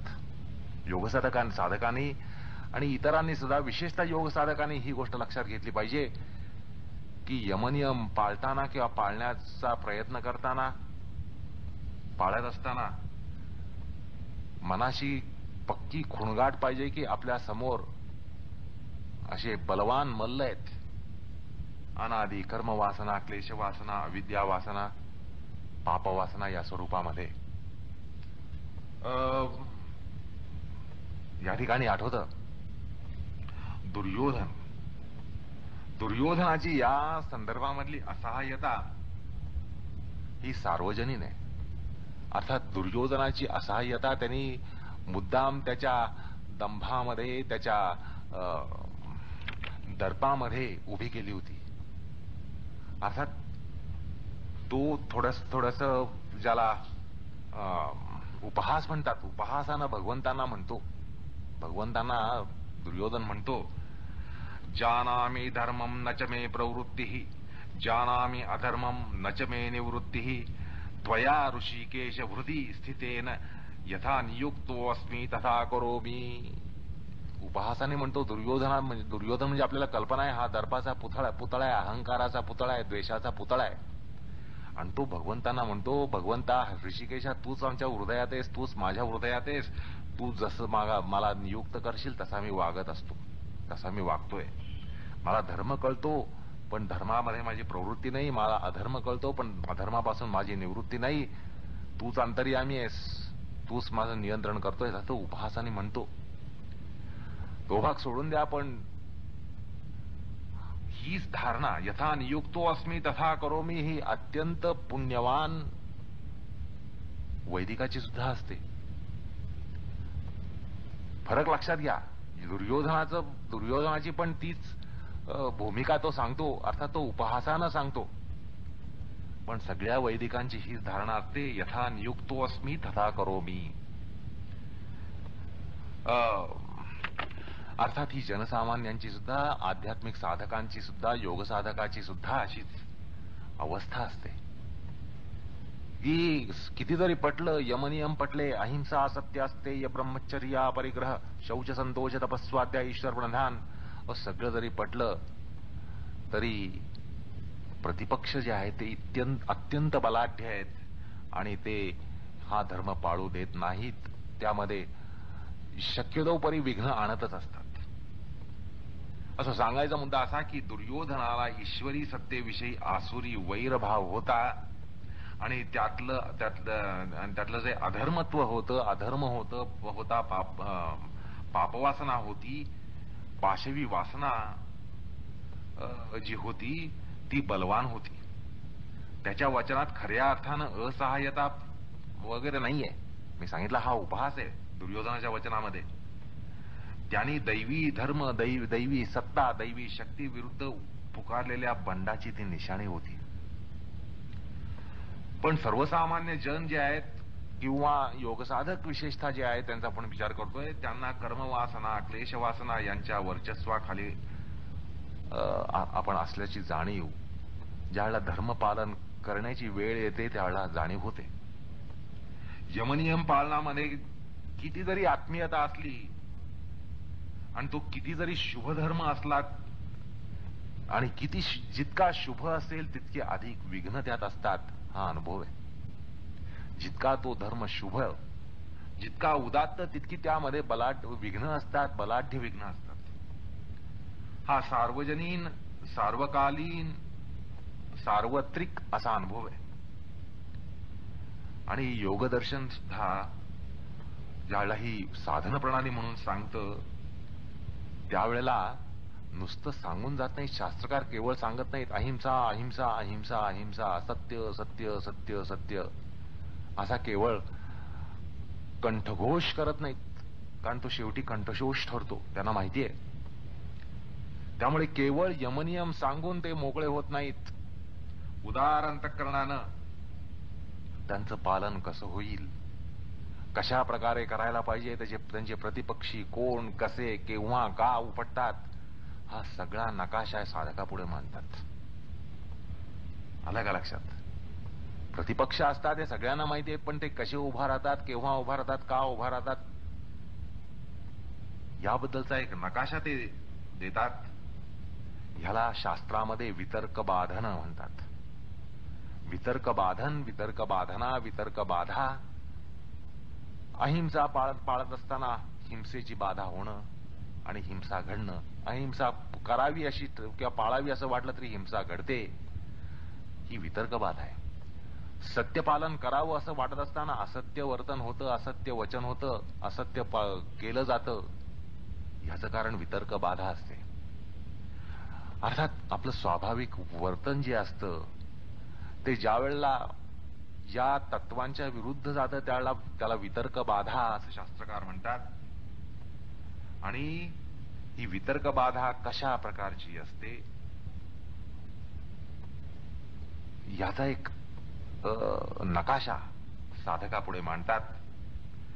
त्याचा विचार आपण या ठिकाणी करणार आहोत, पण तो पुढल्या सूत्राचा विचार आहे. तत्पूर्वी एक मुद्दा या ठिकाणी सांगून जावं असं वाटतं की आपण ईश्वर पूजन, ईश्वर प्रणिधान विचार करत असताना त्या ठिकाणी साधकाच्या संदर्भामध्ये मूर्तीपूजा महत्वाची असं म्हटलं. केवळ साधकाची नाही, तुम्हाला सांगितलं चैतन्य, तुकाराम, ज्ञानेश्वर, नामदेव, हे सगळे विठ्ठल पंथी जे होते ते सगळे मूर्तीपूजकच होते. सर्वसामान्य हिंदू सुद्धा मूर्तीपूजक असतो, तेही मूर्तीपूजक असतात, अर्थात अधिकार भेद असतो. पण मूर्तीपूजा ही वैदिक धर्मामध्ये सर्वमान्य आहे. आणि ह्या मूर्तीपूजेविरुद्ध नव्य बुद्धिवादी जे आहेत त्यांचा फार मोठा आक्षेप आहे. मूर्तीपूजेविरुद्ध नव्य विद्या विभूषित असे जे तथाकथित बुद्धिप्रामाण्यवादी आहेत, बुद्धिवादी आहेत, त्यांचा या ठिकाणी आक्षेप आहे. तर त्या संदर्भामध्ये आपण साधकाचं कुठल्याही प्रकारे बुद्धिभ्रम होऊ नये, बुद्धिभेद होऊ नये म्हणून या ठिकाणी सांगतो की योगसाधकांनी मूर्तीपूजा योग्य अयोग्य आहे या वादामध्ये पडण्याचं कारण नाही. मूर्तीपूजा ही आपल्या परंपरेमध्ये आहे, वेदमान्य आहे, शास्त्रमान्य आहे. हिंदू धर्मियांची मूर्तीपूजा ही अवैदिक आहे असा आरोप काही मूर्तीपूजेचे द्वेष्टे करतात आणि त्यामुळे बुद्धिभेद होण्याची शक्यता असते. म्हणून या ठिकाणी थोडासा उपक्रम केला जात आहे. या प्रकरणामध्ये आपण हात घालत आहोत. म्हणजे काय तर मूर्तीपूजा ही अवैदिक आहे, वेदांमध्ये मूर्तीपूजा नाही अशा प्रकारचा आरोप काही मूर्तीपूजेचे द्वेष्टे करतात. आणि पुन्हा ईश्वराच्या मूर्तीद्वारा येणाऱ्या किंवा कसेही ईश्वराला साकारत्व, सावयवत्व येणे हा धार्मिक वृत्तीच्या माणसाचा कल्पना विलास आहे असं ते म्हणतात. म्हणजे साकार ईश्वर घडवणं, सावयव ईश्वर घडवणं ही माणसाची निर्मिती आहे. ईश्वर असा साकार नाही, सावयव नाही. असा त्यांचा बुद्धिवाद असतो. त्यामुळे असंही मत आपल्याला सामोरं येतं की ईश्वर निराकार आहे, निर्गुण आहे, निरवयव आहे. मग तुम्ही त्याला सावयव आणि साकार करता ते तुमच्या बुद्धीनं, तुमच्या भावनेमुळे, ही तुमची निर्मिती आहे, मानव निर्मित ईश्वर. त्यामुळे मानव निर्मित आहे, साकार सावयव असा ईश्वर मानव निर्मित आहे असं ते म्हणतात. त्यामुळे आधुनिक तत्वचिंतकांचा, साधकांचा या ठिकाणी बुद्धिभेद होतो. तर त्यांनी निश्चितार्थ मानावा की ईश्वर ही कल्पना आणि आपल्या आवडीनिवडीनुसार देवाला आकार देणं हा पक्ष अयोग्य आहे. ही वास्तविकता नाहीये. आलं का लक्षात? असं आहे, ते म्हणतात की एका अर्थानं ईश्वरानंच मानवाबद्दल कृतज्ञ असायला पाहिजे, कारण मानवानेच ईश्वर घडवून त्याची पूजा केली. असंही म्हटलं जातं, अकलेचे तारे तोडले जातात की ईश्वरानेच माणसाबद्दल कृतज्ञ असलं पाहिजे. माणसाने ईश्वर घडवला, ईश्वराची पूजा केली आणि ईश्वराची पूजा करतो, ईश्वराला पूजनीय ठरवलं, ईश्वराने कृतकृत्य व्हायला पाहिजे, धन्य व्हायला पाहिजे. खरं म्हणजे ईश्वरानं मानवाची निर्मिती केली ही वास्तविकता असताना त्याचा विपर्यास हा केला जातो बुद्धिवादातून. आणि एक आस्तिक्य असलेल्या माणसाची धारणा ही हलवली जाते, बुद्धिभेद केला जातो. तर त्यामुळे पाखंडींचा या ठिकाणी आपण समाचार घेणार आहोत. काही निर्गुणवादी म्हणतात की ईश्वर म्हणजे परब्रह्म आणि त्याला साकार करण्याचा, सावयव करण्याचा प्रकार म्हणजे, अर्थात परब्रह्माला साकार करणं म्हणजे ईश्वर. परब्रह्म निराकार आहे, त्याला साकार सावयव करणं म्हणजे ईश्वर. त्यामुळे ईश्वर हा मानव निर्मित आहे असं हे पाखंडी म्हणतात.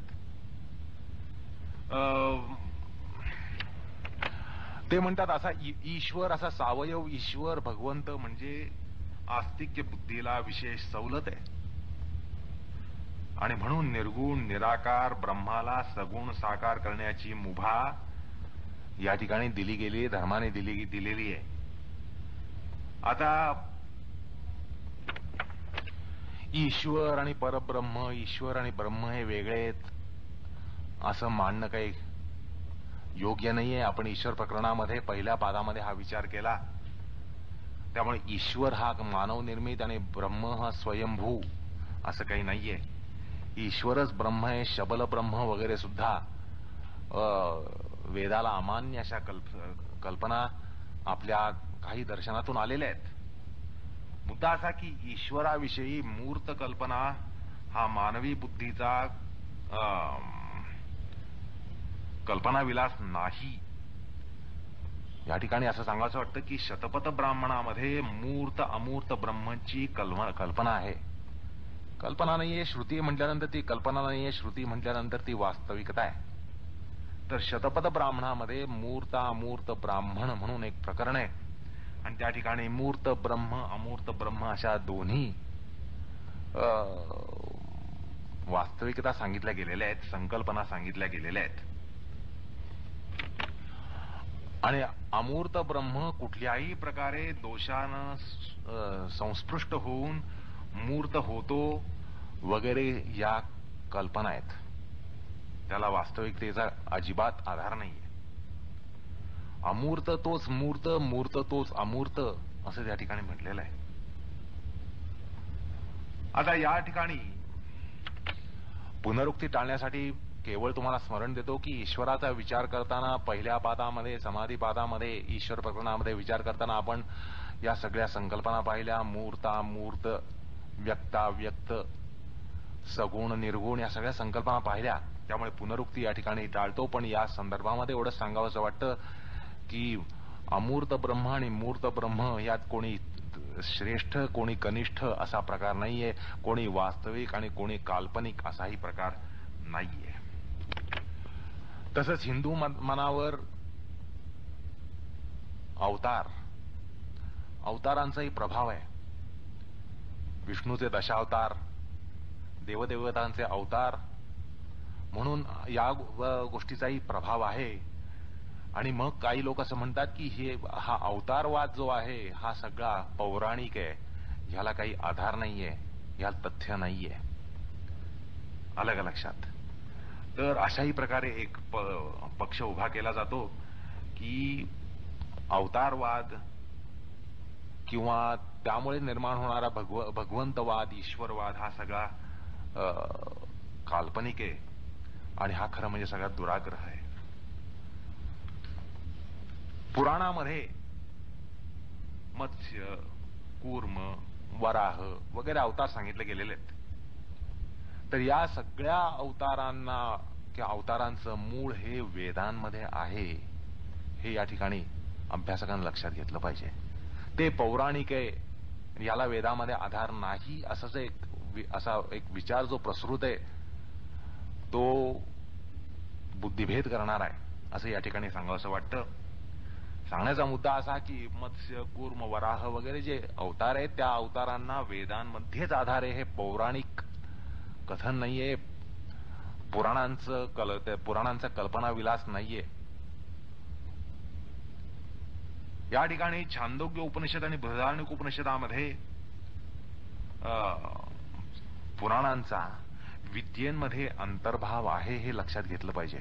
पुराण म्हणजे काहीतरी खोटं आणि पुराण म्हणजे पुराण असं म्हणण्याचं कारण नाही. वेदांमध्ये, उपनिषदांमध्ये पुराणांना विद्यास्थानांमध्ये गणलंय. या ठिकाणी छांदोग्य उपनिषदामध्ये म्हटलेलं आहे, स होवाच ऋग्वेदम भगवोऽध्येमी यजुर्वेदम सामवेदम अथर्वणम चतुर्थम इतिहास पुराणम पंचमम. असं तो साधक, अभ्यासक त्या ठिकाणी शिष्य येऊन गुरुला सांगतो, मी या सगळ्यांचा अभ्यास केलाय. अर्थात पुराणांना मान्यता उपनिषदांमध्ये आहे. तसंच बृहदारण्यक उपनिषदामध्ये अरे अस्य महतो भूतस्य निश्वासितम एतदृग्वेदो यजुर्वेदः सामवेदो अथर्व अंगीरस इतिहास पुराणम विद्या उपनिषदः असं म्हटलेलं आहे. म्हणजे उपनिषदांबरोबर पुराणांची सुद्धा गणना केलेली आहे. ही श्रुती तुम्हाला बृहदारण्यक उपनिषदामध्ये 2, 4, 10 या ठिकाणी सापडेल आणि यापूर्वी सांगितलेली छांदोग्यातली जी श्रुती आहे ती 7, 1, 2 मध्ये सापडेल. अर्थात या पुराणांना वेदांमध्ये स्थान आहे, वेदांची मान्यता आहे, वेदमान्य असे पुराण आहेत. पुराण ही कोणी पौराणिकांनी, कीर्तनकारांनी केलेली आहेत असं म्हणण्याचं अजिबात कारण नाहीये, ती वास्तवता नाहीये. अथर्ववेदातली एक श्रुती या ठिकाणी सांगतो, 11:7:4 ही श्रुती अशी, ऋचसामानि छंदासि पुराणम यजुषा सह उच्छिष्ठा जग्निरे सर्वे दिशि देवा दिविश्रिताः असं या ठिकाणी म्हणलंय. पुराणाची गणना वेदामध्ये आहे, अथर्ववेदामध्ये. त्यामुळे पुराण आणि वेद ह्याच्यामध्ये कुठल्याही प्रकारे तंटा निर्माण होण्याचं कारण नाही. तुम्हाला आधी सांगितलं की हे सगळे आपण अवतार मानतो, दशावतार मानतो, यांचं मूळ वेदामध्ये आहे, ते तुम्हाला दाखवून देतो. मत्स्यावताराचं मूळ, पहिला अवतार भगवान विष्णूचा पहिला अवतार मत्स्यावतार, त्याचं मूळ शतपथ ब्राह्मणामध्ये 1:8:1:1 या ठिकाणी सापडतं. त्या ठिकाणी एक वैदिक कथा आहे.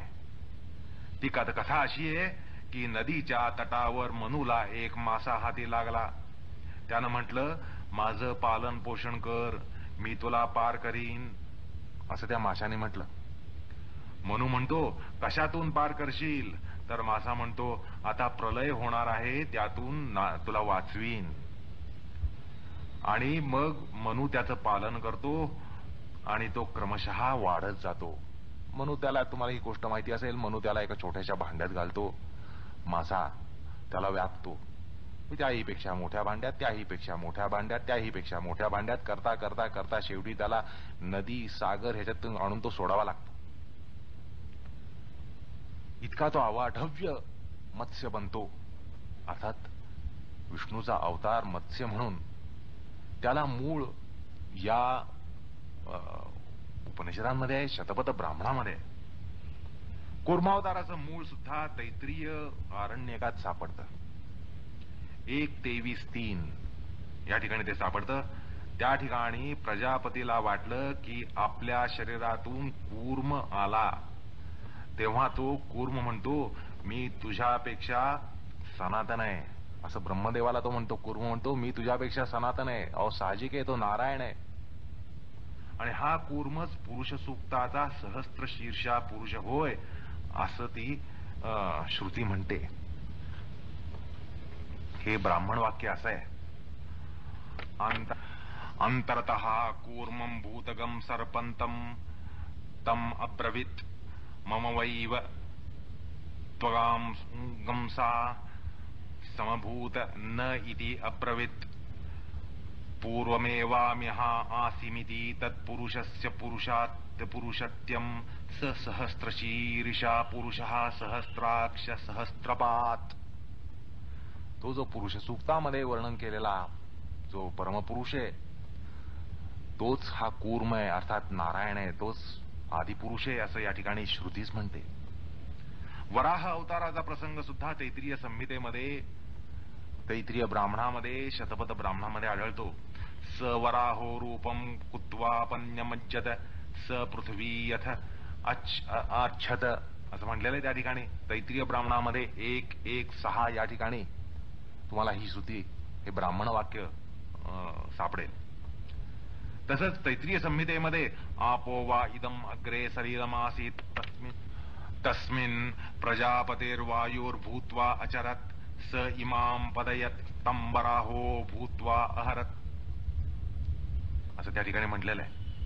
किंवा शतपथ ब्राह्मणामध्ये 14:1:2:11 या ठिकाणी वराह अवताराचा निर्देश आहे. आणि त्याचा अर्थ असा की प्रजापतीनं वराह रूप धारण केलं, जलप्रवेश केला, पृथ्वीला तरलं असं तैत्रीय ब्राह्मणातलं वाक्य म्हणतं. आणि प्रथम विश्वामध्ये जलच होतं, प्रजापती वायुरूप होऊन त्यात विचरण करू लागला, त्याला पृथ्वी दिसली, तेव्हा वराह रूपानं त्यानं पृथ्वीला उद्धरलं असं तैत्रीय संहिता म्हणते. ही प्रचंड पृथ्वी प्रदिशमान होती तेव्हा पृथ्वीपती प्रजापतीनं वराह रूप घेऊन तिला वर काढलं असं शतपथ ब्राह्मण म्हणतं. नरसिंह अवताराविषयी गायत्री मंत्र आहे, तैत्रीय आरण्यकात हा सापडतो.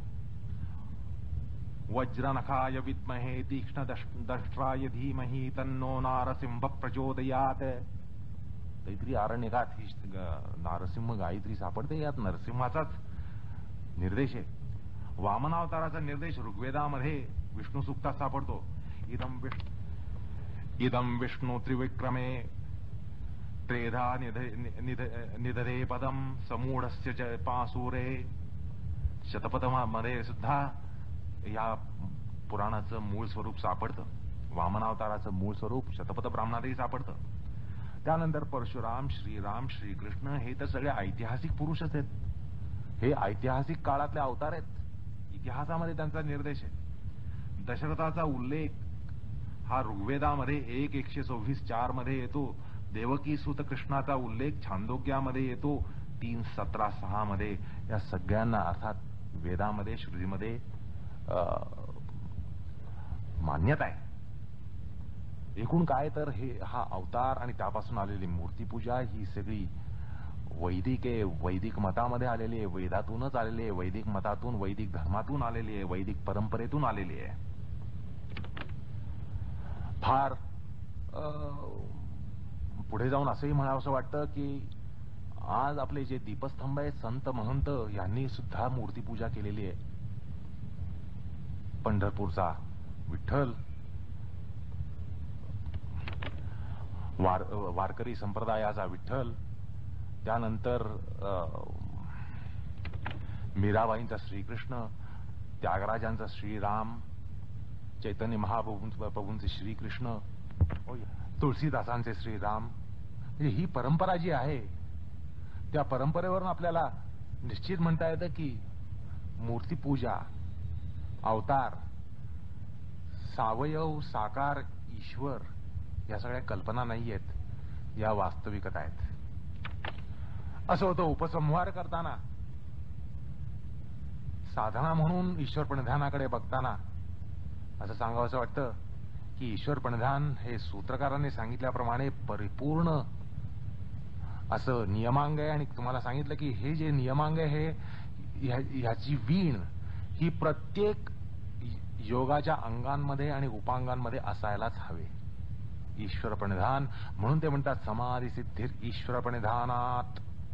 योगसिद्धी ह्याच्याद्वारा होते असं पतंजलींचं सिद्धांत नाही. असो तर साधकाच्या दृष्टीनं हा कितीतरी दुर्गम मार्ग असला तरी त्याला सुगम करणारं ईश्वर प्रणिधान असतं. ध्येय कितीतरी दूर असलं तरी ते जवळ आणणारे ईश्वर प्रणिधान असतं. ध्येय कितीतरी कठीण असलं तरी सुगम करणारे ईश्वर प्रणिधान असतं. अध्यात्माचा मार्ग केवळ सुगम नाही तर मनोरम करण्याचं सामर्थ्य ईश्वर प्रणिधानाच्या भावलीलेमध्ये आहे. ईश्वर प्रणिधानाची जी भावलीला आहे त्या भावलीलेमुळे केवळ अध्यात्म मार्ग हा सुगमच होत नाही तर तो मनोरम होतो. योगसाधकाच्या दृष्टिकोनातून पूजन, अर्चन, नामसंकीर्तन, नामस्मरण हे आपण विधी पाहिले. हे सगळे विधी यथासांग यथा योग्य योगसाधकाने वापरले पाहिजेत. हे सगळे विधी त्यांनी वापरले पाहिजेत. कर्मयोगाने दिलेला भगवदार्पण विधी, प्रत्येक कर्माचा भगवदार्पण विधी आणि त्यामुळे कर्मामध्ये येणारी उदात्तता, त्यामुळे जीवनामध्ये येणारी उदात्तता, यामध्येच योग एकवटलेला आहे. अशा प्रकारे ईश्वर प्रणिधान हे जे नियमांग आहे त्याचं विलक्षण महत्व हे साधकाला पटतं, शब्दाशिवाय पटतं. या ठिकाणी शब्द खुंटतात पण शब्दाशिवाय ते पटतं. शुचिर्भूत विचार, शुचिर्भूत जीवन, शुचिर्भूत साधना हेच ईश्वर प्रणिधान आहे. आणि या ईश्वर प्रणिधानानेच योगाची इतर अंग ही साध्य होतात, सिद्ध होतात. आणखीन एक गूढ गोष्ट अशी सांगू जावीशी वाटते की योगाला, योग साधकाला गुरु हवे. आणि हा ईश्वर जो आहे ज्याचं प्रणिधान होतं हा कोण आहे? पूर्वेशामपि गुरुः कालेन अनवच्छेदात. हा तुमचा आमचा सगळ्यांचा गुरु आहे. मग योग साधकाचा गुरु म्हणून त्याचं अनन्य स्थान आहे. गीतेतच म्हटलंय सर्वस्य च अहम हृदिसन्निविष्टो मत्तः स्मृतिर्ज्ञानम अपोहनम च. मग स्मृती ज्ञान अपोहनम जर भगवंताकडून मिळत असेल तर योग का मिळणार नाही? अहो योगाचा गुरु तोच आहे, परात्पर गुरु तोच आहे, सूत्रकारांनी स्वतः सांगितलंय. त्यामुळे ईश्वर प्रणिधानाला एक विशेष अर्थ या ठिकाणी प्राप्त होतो. गीतेत ध्यानयोग प्रसंगी भगवंत म्हणतात, ध्यानयोगाचं आख्यान देताना 6व्या अध्यायात म्हणतात, यो मां पश्यति सर्वत्र सर्वं च मयि पश्यति तस्याहं न प्रणश्यामि स च मे न प्रणश्यति. भगवंताला मिठी मारून बसलो तर भगवंत आपल्या मिठीत राहतो, आपल्याला कदापि सोडत नाही. भगवंत म्हणतात जो पुरुष सर्व भूतांच्या ठाई सर्वांचा आत्मरूप असा जो मी मलाच पाहतो आणि सर्व भूतांना माझ्या अंतर्गत पाहतो त्याला मी कधीही अदृश्य होत नाही आणि तोही मला अदृश्य होत नाही. अशा प्रकारे सन्निधी असते. गुरु शिष्य भगवंत हाच योग साधनेमधला खरा गुरु, अंतिम गुरु. आणि त्यामुळे ईश्वर प्रणिधान हे गुरु प्रणिधान आहे. खऱ्या अर्थानं गुरु प्रणिधान आहे, अंतिम अर्थानं गुरु प्रणिधान आहे. अशा प्रकारे ह्या नियमांग ईश्वर प्रणिधानाचा महिमा, विधी, अर्थ, प्रयोजन या सगळ्या गोष्टी आपण समजून घेतल्या. या ठिकाणी नियमाचं प्रकरण संपतं. अष्टांग योगातले यम नियम हे 2 अंग संपतात. तिसऱ्या अंगाकडे वळण्यापूर्वी मला या प्रकरणात सांगितलं की या मार्गातले अडथळे कुठले, त्यांचा मुकाबला कसा करायचा हे सांगण्याचं एक महत्वाचं प्रकरण आता सुरू होणार आहे. कारण या सगळ्यांना वितर्क आहेत. हे आपण यमनियम पाळू इच्छितो, पण त्यांना विकल्प फार मोठे मोठे असतात, वितर्क असतात. तर त्याबद्दल आता प्रकरण सुरू होतोय. त्यांना शास्त्रात वितर्क बाधा म्हणतात असं सांगितलं. त्या वितर्क बाधा कुठल्या? अहिंसेची वितर्क बाधा, हिंसा. क्रमाने मग असत्य, स्थेय, अब्रह्मचर्य, परिग्रह, अशौच, असंतोष, तपाभाव, अनाध्याय आणि अप्रणिधान. असं आपलं जीवन असतं. साधकाची जी साधनेमध्ये हाणामारी असते ती अशीच असते. हे करायला पाहिजे आणि ते होत आहे, हे होऊ नये आणि ते व्हायला पाहिजे. आणि तीच योग साधना असते. आणि त्यामुळे आता जे प्रकरण सुरू होणार आहे त्याला अनन्य साधारण महत्व आहे योग साधकाच्या दृष्टीने.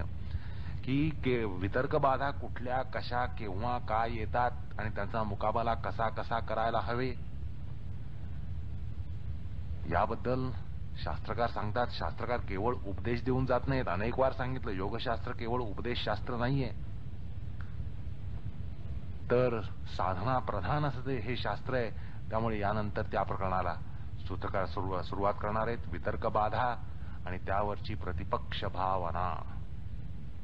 पण तो पुढल्या सूत्राचा विचार आहे पुढल्या प्रसंगी. कृष्णार्पणमस्तु.